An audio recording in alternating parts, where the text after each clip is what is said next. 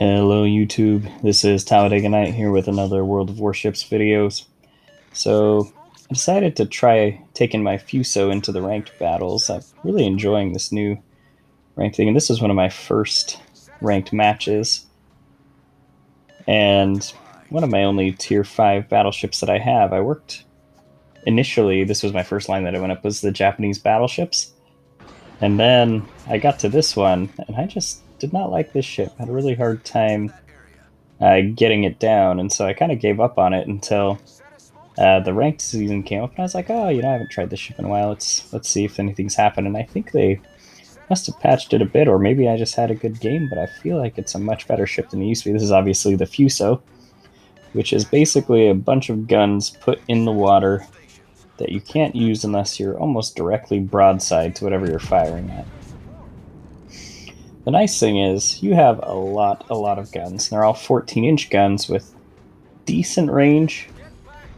Oh, and that was just such a disappointing salvo. It looked so good.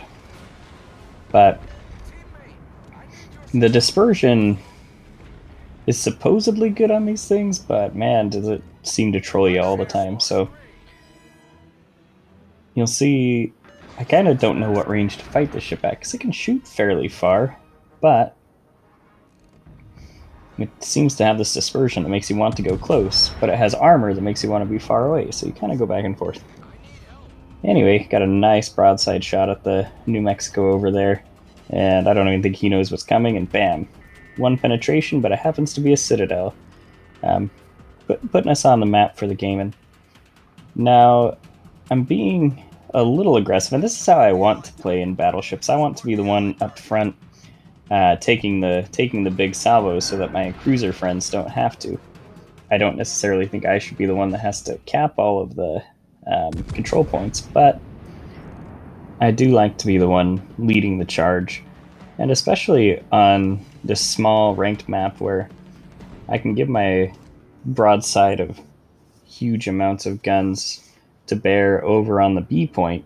Sitting in the A point seems like a no-brainer, and that basically seems to be what happens on this map. Is this side, each team tends to go to their side without contesting the other one, except in this match had some good players who decided that we were going to contest both caps to start with, and the other team only contested the one.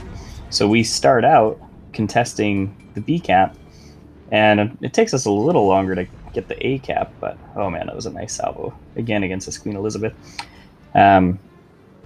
But basically, it opens it up so that we can contest both points early, and it makes the other team scramble and not able to get a coherent strategy together. Now, I really don't like those British battleships, or at least fighting against them, because they can lay some hurt down when they connect, and I'm trying to close the distance to this Queen Elizabeth while it's behind the island as much as I possibly can, so that I can get some good broadside shots, because the problem with these dreadnought ships is they're all basically built to be fighting 17th century style, where you just line the side of your ship up against the other person's side of their ship, and then you go straight into them. Now, obviously in the World of Warships, that's not what you can do. You have to try and stay angled, but I see his guns aren't even pointed at me. He might be trying to get him around, but I feel like I can get a full salvo off before he can turn his guns, and we get the kill and get a lot of shots into the side. Now, these French cruisers, I think it's a French cruiser, going out, and then he stops reversing, of course, right as soon as I shoot. And so now I'm pointed in the wrong direction and need to get spun around. If I'd have been smart, I would have been turning well before this to keep myself in the fight, but that's the hard thing about watching replays, is you can always see the things that you would have tried to do. And so far, we've had a pretty decent game. Got almost 50,000 damage, and we're doing pretty well with our own health. Have been barely scratched, honestly. So things are going really well for us. And it's at this point where I actually had my wife call me and was like, "Oh yeah, we were supposed to leave about 10 minutes ago," and I was like, "Oh no, um, I guess we're late." So the way I play in this next part is not recommended. I get far too aggressive. So we're lined up. I'm trying to get that nice citadel shot. I go a little bit too high on this salvo. I should have put it closer to the water, and I end up overpenning. And that seems to be the story of these French cruisers, is you just always overpen them.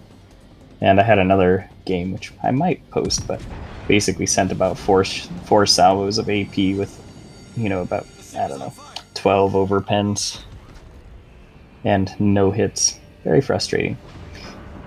Anyway, this guy's days are numbered.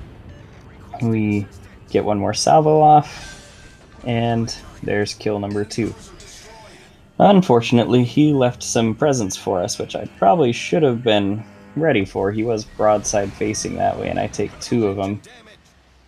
So we hit the repair, we hit the heal, and we start trying to put as many shots in. And at this point, I'm the only thing that everyone can see. I'm going to be the target everybody's aimed at because I'm the closest thing to them. And like I said, I'm kind of have to be done with this game real quick anyway, so I decided to just keep charging ahead, and man, they chunked me really good. And so I think, okay, well, if I can take this destroyer out of the match, at least I'll have done, basically done my part. And okay, destroyer's gone. Still got no health and a lot of angries all around me, and I'm actually not detected right now, so looking back, if I would have just swerved maybe to the right or something, I might have been able to stay undetected. But then again, I would have run right into those torpedoes, so it's like you can't have it both ways. I had to keep going full steam forward. So I'm detected. I've got no health left. If somebody breathes on me, I'm going down. So I'm just trying to get as many shots as possible, and I start paying no attention to my situational awareness because I just figure someone's going to pop me for, some HE shell or something, and that'll be the end of it. So I'm running right into an island, thinking that I'm not even going to survive to hit it, and then I'm still alive, and we get kill number 4. So I'm like, oh, I never thought I'd get this far. So we kind of do the same thing where it's like, all right, well, we're going to die soon. Let's just get as many rounds out as possible. And there's another Fuso there, which is doing what Fusos do and sitting broadside to me, so I'll sit broadside to him. There's the Confederate Award. As we land a few more damage, and I see the shots coming, and I should have been anticipating this. I didn't anticipate it well, and that's it for the game. But we had a pretty decent game, and obviously we're going to go on to win this one. It's not going to be one of those where our team screws up that royally. But we end up with a little over 90,000 damage, and we get a star. Again, this was one of my first games, so it's very early in the ranks. But not a bad game at all. And we actually got second place on the team, which surprised me a little, but it is what it is. Thank you for watching. This is Talladega Night, signing out for now.